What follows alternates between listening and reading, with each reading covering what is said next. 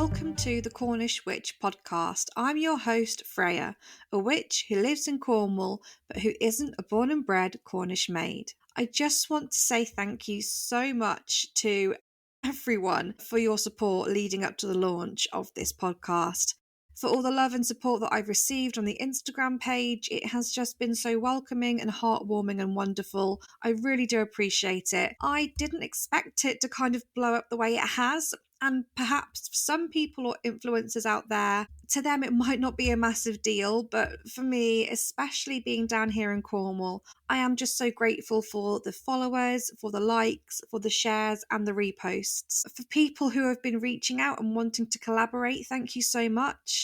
It's just been so wonderful. So thank you from the bottom of my heart. I just want to say thank you to a few people in particular. The first would be to fellow podcaster Carly Rose, who is the owner and host of the White Witch podcast.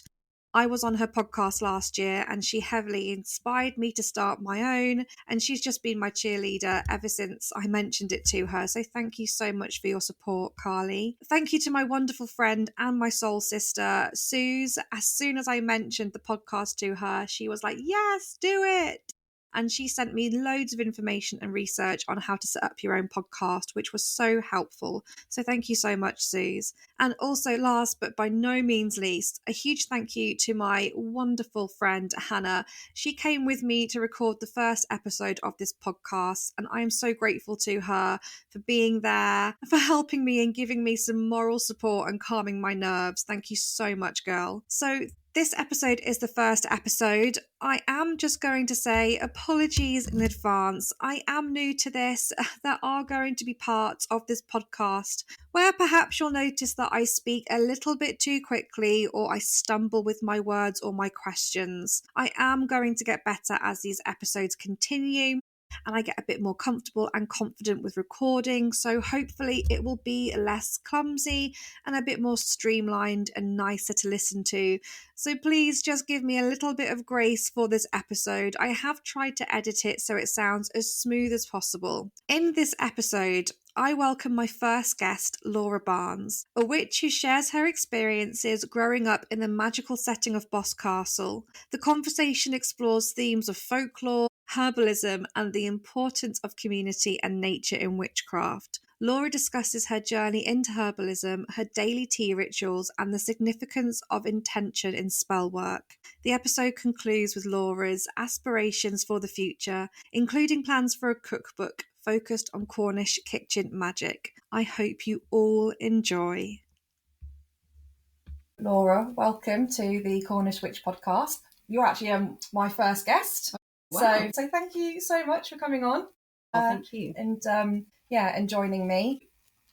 You've told me sort of before we met and as we were sort of getting to know each other through email that you were brought up in Boscastle, which for many people down here who are into, well, just who know Cornwall, love Cornwall, whether you're into witchcraft or not, we know that Boscastle is a very magical place. We've obviously got the Museum of Witchcraft and Magic there, which is great. But tell me about what it was like being raised there and growing up there. I mean, as you said, it's a really beautiful place. So I feel like ridiculously lucky. The older I've got, just like it almost feels unreal that sort of really dramatic and beautiful scenery is what I grew up around. There's a Turner painting of Boscastle, and it's just this really kind of, it's exaggerated as Turner does, and it's got this kind of, really crazy sea but it is wild on the north coast, and it was just a really magical place to grow up in many ways. And growing up there with sort of the Cornish witch and folklore that you sort of grew up with, were your parents or your family into the craft or the spiritual path, or did they sort of practice any sort of magic when you were sort of growing up? I mean, my mum did a little bit in terms of sort of like crystal healing and that sort of slightly alternative thing. We weren't brought up in a religious background, despite there being 2 churches in Boscastle. But really, I took a lot of influence from my friend's mum, who was a hedge witch and kind of she made a lot of hedgerow herbal sort of tonics and wines and things like that. And I spent a lot of time around at their house, so it really influenced me. Yeah, so I would say that that's sort of, it's not really a family thing so much as, you know, some of the people I grew up around. So it sounds like it's more of like a community, Yeah, a community thing, which is nice, isn't it? Yeah, I suppose. But it was nice that like your mum was like into crystal healing, yeah, and stuff as well. And you were talking about how your mum would take you to Rocky Valley to sort of yeah. In those days, you could just walk up the river to the waterfall, so we didn't have to pay to get in. So we'd kind of do it on the weekends. My mum had a boyfriend who lived sort of in Trethevey. My sister and I would kind of like just go roaming off in the woods with our crystals. That's great. We went back recently together actually, and just kind of got some water and things like that from the waterfall. That's fantastic. So, talk to me a little bit about folklore traditions you've grown up with, but also I'm really interested to hear about folk horror as well. Yeah. I know, I think I must have been quite young when I first watched The Wicker Man. But anyway, I'll move on to folk horror in a minute. I suppose, I mean, when I was young in Boscastle, what is now a cafe down by the harbour, sort of right opposite the museum, used to be called the Pixie Shop. And there were two twins from the village who dressed up as pixies, sort of as a bit of a tourist gimmick. But I mean, I really felt sort of quite influenced by those sort of folk tales of fairies and pixies and that sort of thing. And just kind of spending a lot of time in the woods in Boscastle as a child, like I felt like I could see these things. Yeah, folk horror. I think probably The Wicker Man is the film that influenced me the most.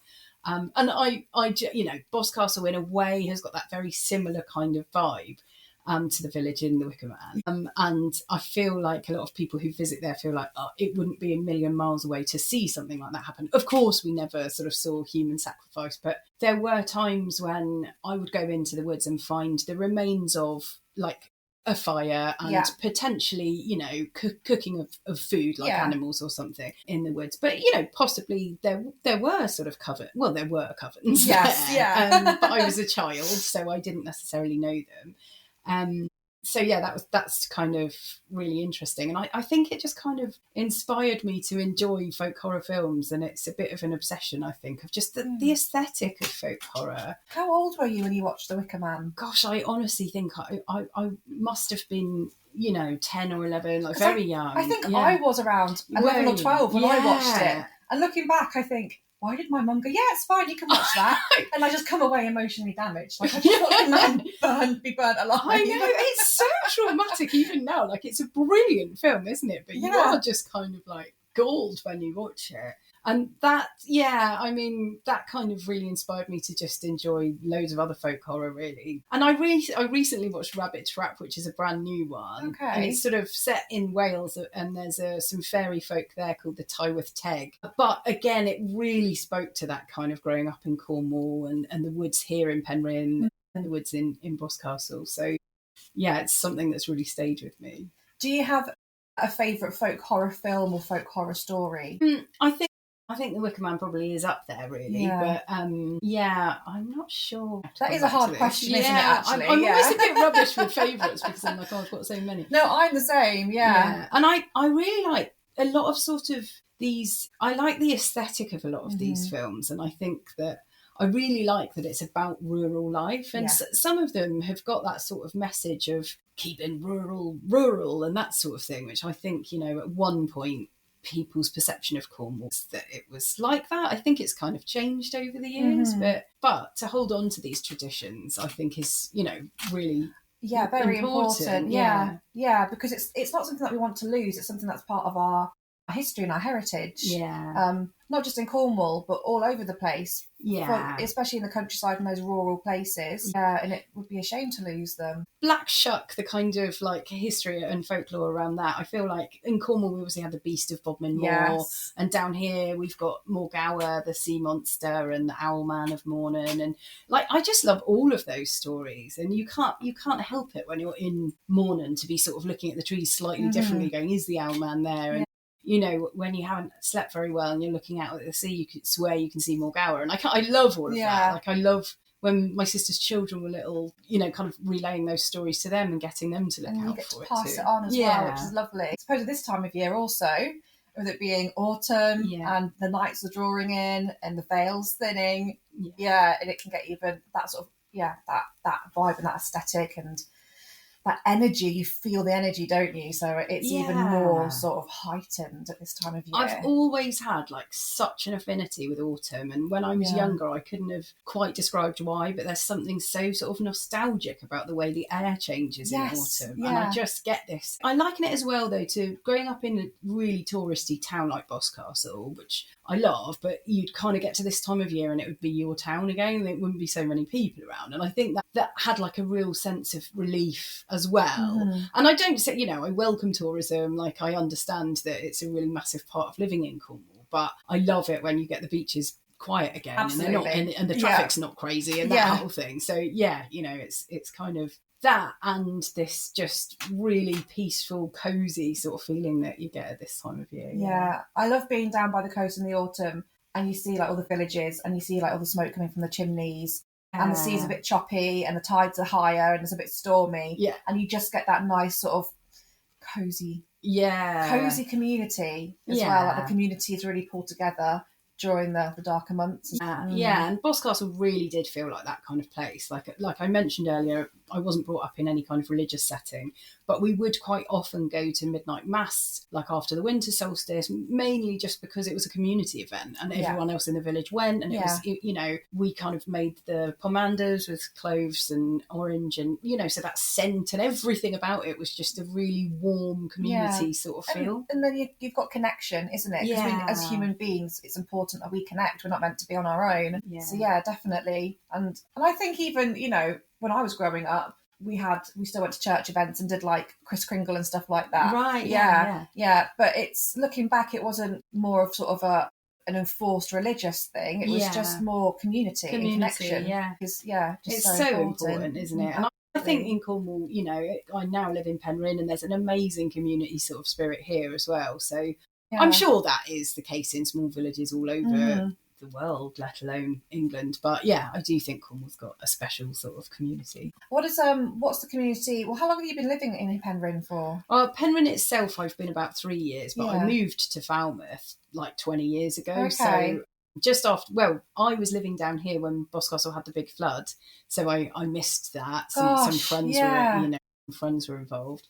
I've been here for quite a long time in this area, And how do you find the witchy pagan community here in Falmouth and Penryn? Well, I mean, aside from Boscastle, it's the only place where there is a little witchcraft museum, the Cabinet of Curiosities, which is really lovely. And so they put on some great events and, there seems to be a really good community. I am a bit of a sort of solo witch in terms of I was quite inspired by the book Hedge Witch by Ray Bear, which is sort of about solitary practice. And it's actually not deliberate. I'd love to meet more people. And, recently I've started an Instagram page and I'm reaching out to the community more, which is obviously how we met. But it's just something, I think for me, I've always really connected with nature and was influenced by my friend's mum who, sort of made all of these tonics and wines and things. And I've really adopted that into my practice. So a lot of what I do in that sense is solitary, like I'll go foraging. But obviously, if anyone ever wants to come with me, I do that and really want to kind of build on that in my practice of sort of reconnecting people to nature because it's transformed my life. And, I see that as something that is missing even living in Cornwall for a lot of people because of capitalism just sort of removing us from it.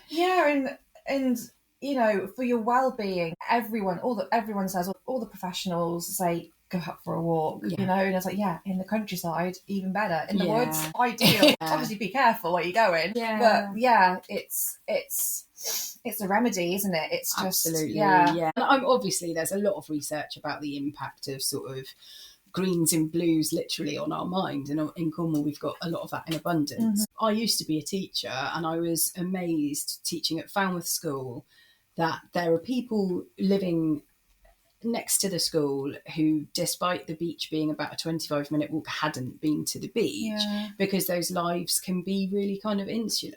And I work as a mental health practitioner and I find that sometimes it is that's lacking in people's lives. And it's easily done, I suppose, when you get busy. So busy. So despite living in this really beautiful area, not everyone is connected to it. And I feel like that's something... And it's so simple, isn't it? It's such a simple thing that we can forget to do for ourselves or for our children, for our community. Yeah. To just get back to the land, I suppose. Yeah, absolutely. Yeah, get back to the land. Yeah, and I think going back to the folk horror thing, you know, that's another thing that's really beautiful about a lot of these films, is it's just the scenery and the kind of, you know, lovely landscapes and things. And being down here, down in Falmouth and along this coastline, the scenery is just so lovely. I mean, the scenery is lovely anywhere in Cornwall, but it's really, really lovely down here as well. Yeah. It's got a lot of kind of creekside, you know, and river sort of beauty, which is quite different to the North Coast, but I do miss the North Coast sunset. The North Coast sunsets, especially the one at Widmouth Bay, pretty epic. Yeah, it's stunning over there, isn't it? Absolutely.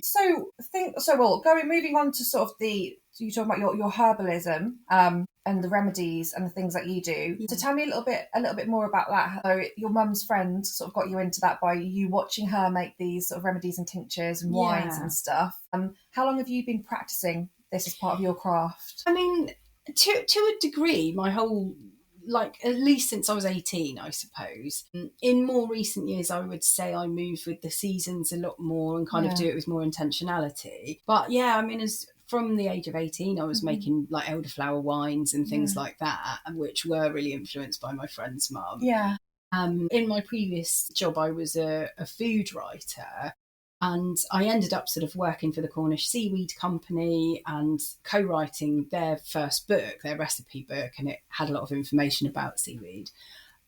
So in that sense, I learned loads about foraging seaweed, and it was another sort of like species, I suppose, that I learned more about and brought into my practice. I created a lot of the recipes in that book.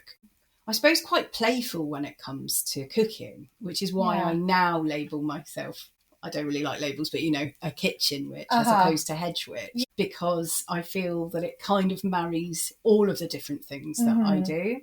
But yeah, I've kind of made wines and tinctures of some description, and teas and tisanes and that sort of thing. Yeah, pretty good. The tea that we're drinking, did you forage and make this? Some of the ingredients. Delicious. Some of the ingredients I did. I put some mugwort in there, since we're talking witchcraft, you know, which is foraged locally. And yeah, I foraged, I mean, like hawthorn berries, rose hips, all sorts of things, really. So yeah, I do access what's locally available. And then I just find myself looking at like the flora and fauna in Penryn, and like locally to me, I've got St John's wort growing, you know, which is a brilliant remedy. There's teasel, there's kind of red clover, there's so many things that I've kind of feel specifically speak to me as a woman of a certain age. Red clover is brilliant for menopause, you know, and it's just all of this stuff is around us and it's medicine. For those who are listening, I will be putting up a picture on the Instagram of Laura's delicious tea, because it's ever so nice, and it's so nice to be sat in your lovely witchy living room having a nice cup of tea. A couple of witches together having a cup of tea.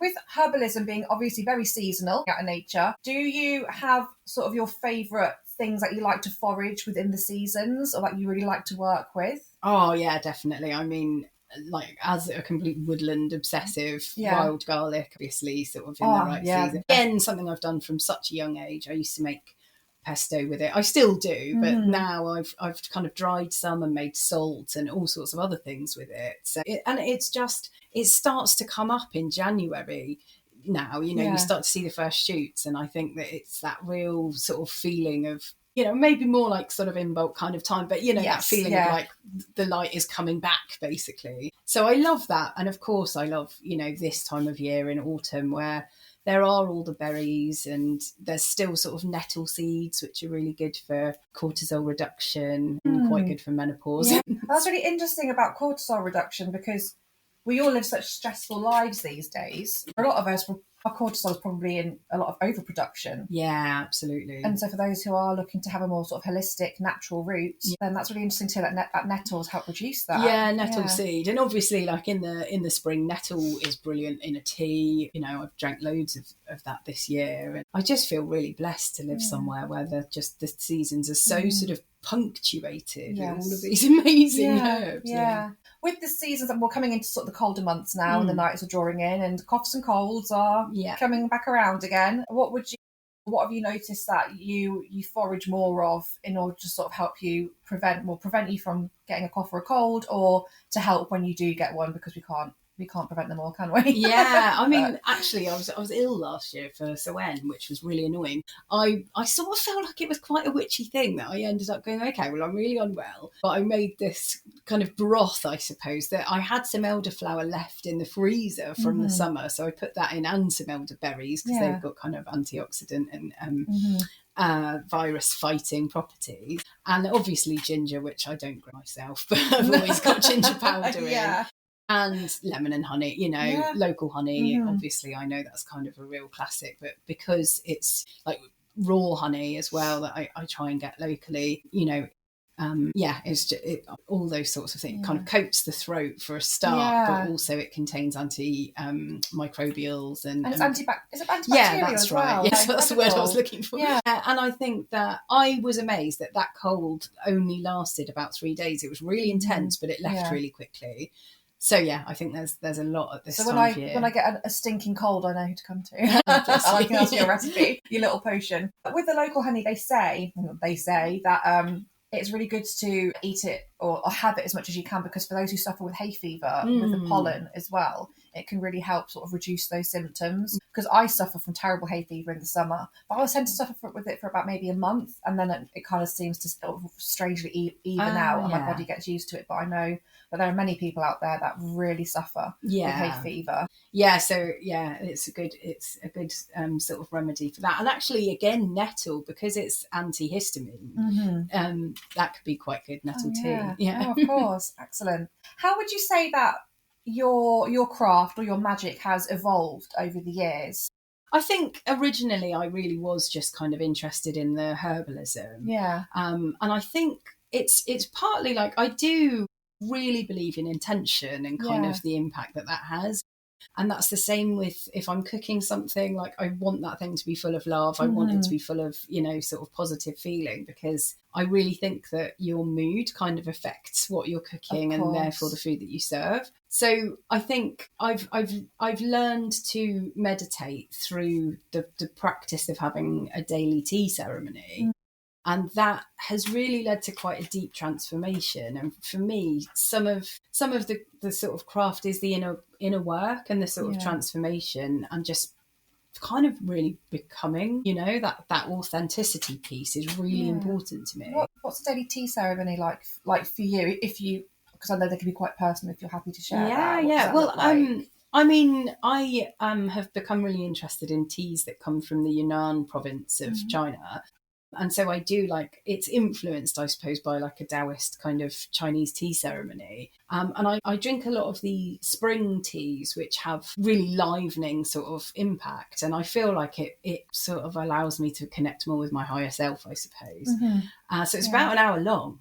And you use the same leaves, but you keep topping it up with more water and letting it steep for longer. And you kind of drink through the hour. So partly that it causes you to sweat, so you kind of sweating out the toxins. So it's a good practice in that sense if you can't get to the sauna or whatever, which I really like. And partly I just think it does sort of put me in that meditative frame of mind. And then often I've been out for a walk afterwards and the colours feel brighter. I feel more connected to nature. It really does feel like it's got magical properties. So I feel like that's sort of influenced how my craft has changed. And I do spells. I do, I do, sort of. I didn't used to, I suppose, so that's quite new. We'll move on to spells in a second. I just wanted to go back. So before we started recording and we were talking about the tea, you were talking about a method that you've just got into, or that you started using. Oh, yeah. If you could explain that again to me, because it sounded absolutely fascinating. But if I tried to say it, I would just butcher it. So. So there's a sort of, in the tinctures that I make, the way I normally do things is to kind of gather the berries or, the seeds or whatever it is, and then steep them in alcohol for 4 to 6 weeks. And I do like to use organic, really well-produced local alcohol, because I actually don't drink. So for me, it's I don't mind it if it's in a tincture. So recently I've learned about spagyrics, which is a part of like an alchemical process. So once you've kind of extracted all of the liquid from the matter, you then dry it out, and you completely dry it out and then cook it until it kind of turns back to ash. And then you kind of process the ash and then put it back into the tincture. So the kind of thinking behind it is that you're then getting the kind of mind, body and spirit of the plant into you when you take that tincture. So it's a really interesting kind of arm of medicine. So magical, that whole process. And alchemical. Is it a satisfying process to do? Does it take a very long time? Yeah, it does take a while, because obviously the matter has been in alcohol, so it's wet. So you need to dry it out first. I have got like a sort of cauldron, but I can only use it outside because inside I haven't got the right flame for it. And it feels like such a kind of magical process. Yeah. And although it takes time, I suppose the older I've got, the more I've got into the craft, the more I like things that take time, because it feels ritualistic and sort of powerful. And you talked about how you do spell work, and you've been talking about, how you like to put a lot of intention, when you're working with your herbs and your cooking and your tinctures. Talk to me about the sort of spell work that you like to do, or sort of your I guess your type of magic.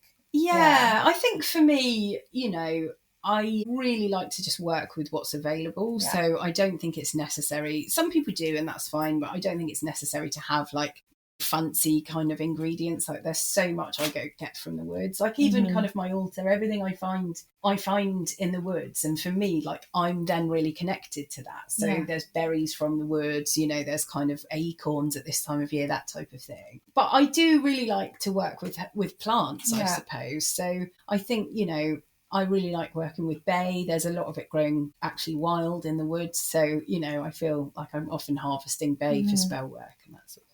And you mentioned you have a cauldron, which is a magic. It's an aid to our craft. It's a tool. Do you use, or do you have any other tools that help you with your craft, even in the kitchen? Oh, absolutely. I mean, I do like ritual a lot, and so I prefer when I'm cooking with intention. I mean, sometimes I'll bosh a meal together in 20 minutes, because I also work. Yeah. But I really like to kind of have the ritual of like I've got a little sort of mini kitchen broom, and just to sort of prepare the space. Yeah. And I think for me it is that sort of ritual that I like. But I mean, I would say, my tea pot is a tool in a sense, it's sort of pretty much everything. And I do really like working with fire. So this is why this spagyrics is kind of appealed to me. What's your star sign? I'm Pisces. Oh, yeah. When's your birthday?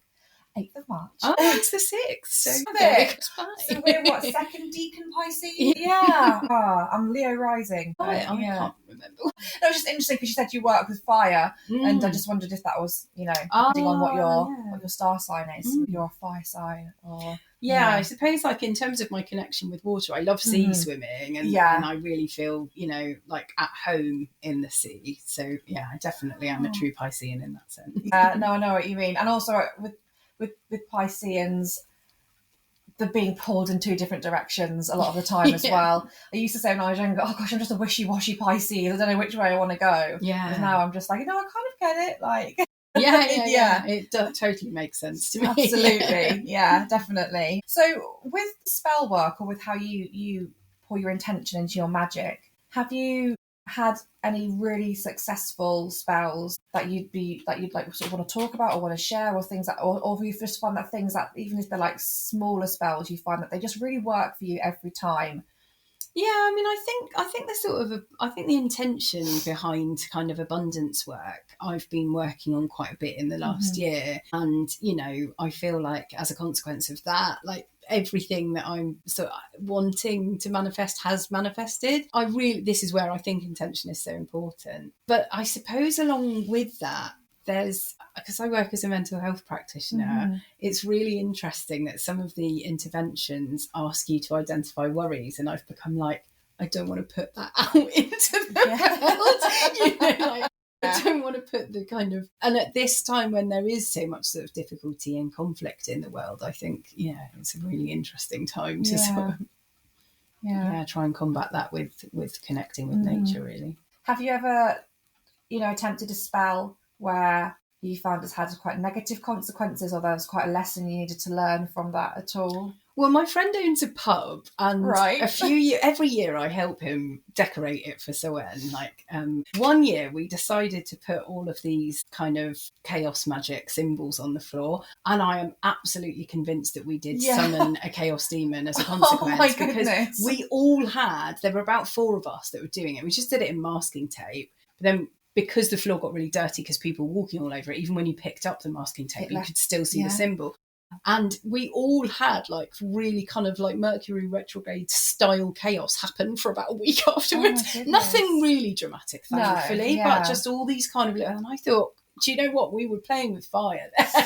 Because I am very much into nature. I don't actually have a massive knowledge of the occult. That's my kind of branch, I guess, of witchcraft. And so, yeah, I would imagine that it isn't something you should mess with. Do you do any protection magic? Yes. Yeah, very much sort of like, you know, on myself in my home and those I love. And, you know, if I'm going away, ways do that, sort of bless the house and protect while I'm away, and then when I return. Yes. And do you sane? Yes. Yeah.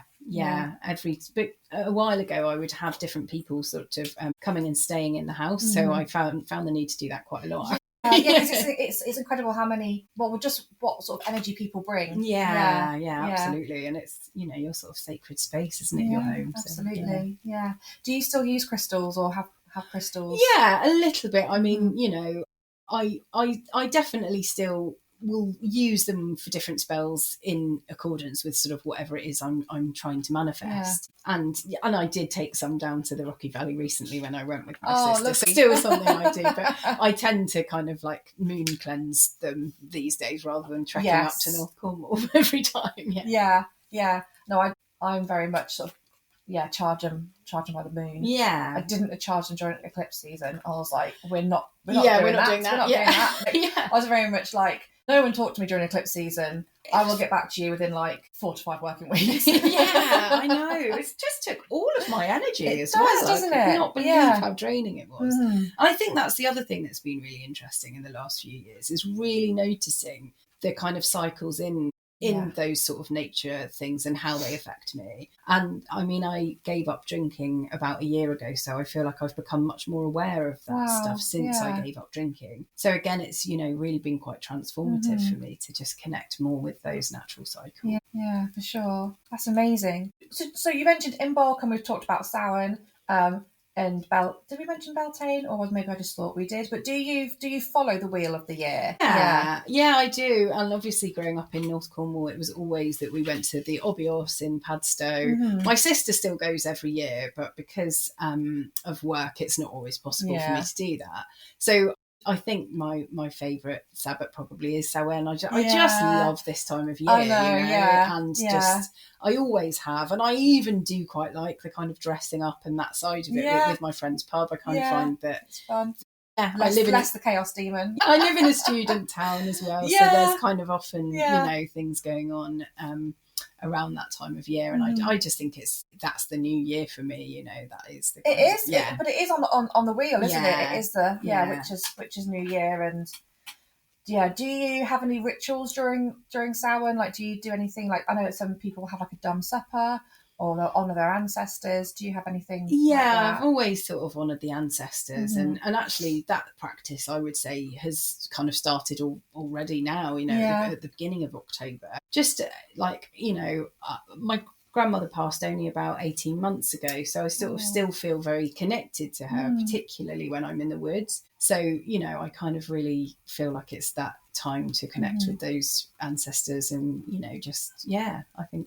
Was your grandmother quite witchy? Or? Well, it's interesting because she certainly wouldn't have labelled herself in that way. She was brought up quite religious, but she was also brought up on the Isle of Wight, a family of very strong women. And I would say she was very connected to the seasons and that sort of thing. So she wouldn't have used that word, but in a sense, I do think that she probably inspired my love of nature quite a lot as well. That's so lovely. And her mum No, her grandmother was very witchy, and my sister's named after her. But we just found this amazing photo. So it sounds like your mother line, or the female lineage in your family. It goes back quite far. Yeah, I which think is so. So nice. Yeah, but not sort of necessarily officially. But but it's kind of there. Yeah, which is lovely. Do you have any sort of thinking about, well, your whole childhood and even up till now, and we've talked about how your craft has evolved and the things that you do you have any favourite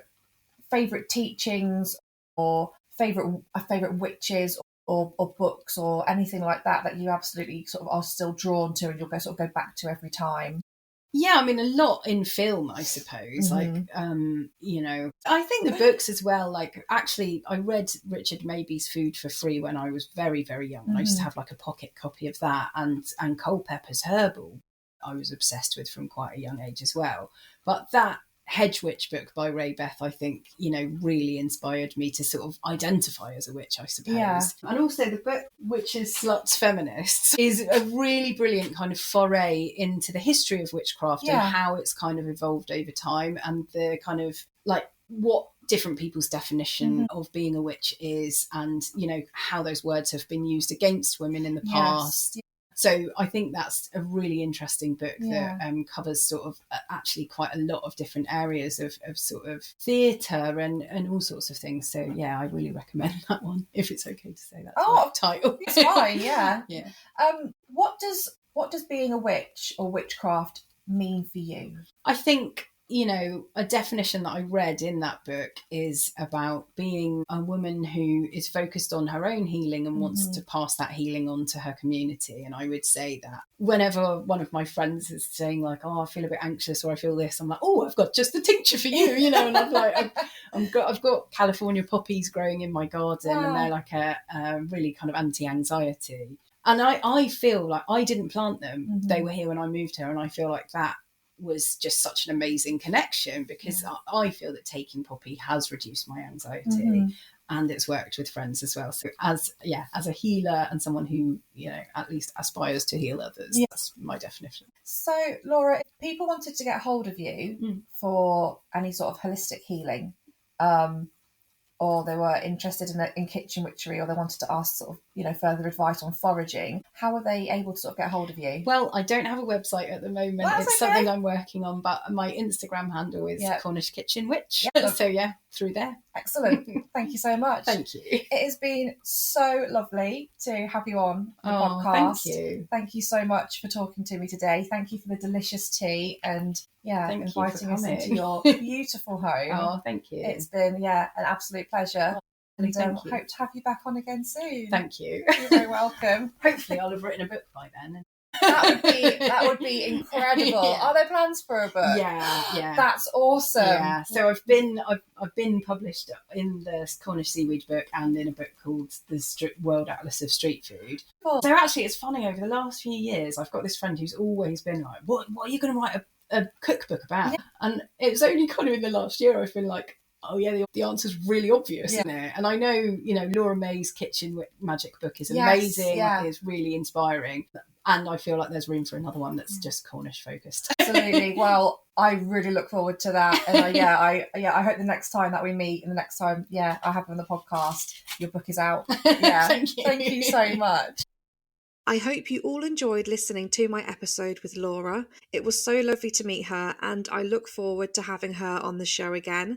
I will be linking her details in the show notes below. Please go and follow her on Instagram and show her some support. At the end of every episode of the podcast, I like to let you know what witchy things are happening in Cornwall and South Devon that you can attend. This weekend on the 18th and 19th of October in Callington Town Hall is the Mind, Body and Spirit Fair, starting at 10 a.m. till 4 p.m. A shout out to the Cat and Cauldron store, who will have a stall there, and she will be selling her locally foraged and sustainable oils, incense and candles. There will also be plenty of witchy stalls, speakers, practitioners, readers and therapists there. On the 23rd of October, Witch Megan Field will be holding a women's circle to celebrate Samhain. Megan also holds in-person circles twice a month in Liskeard, and her details are in the show notes below. Also on the 23rd of October, the Lance Defence Arts Centre in Launceston is holding a women's sharing circle, and details for tickets are linked below.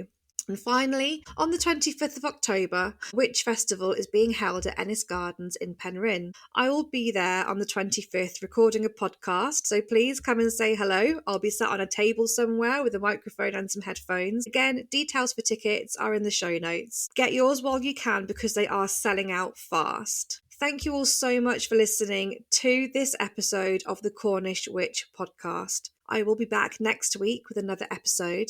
And until then, merry meet, merry part, and merry meet again.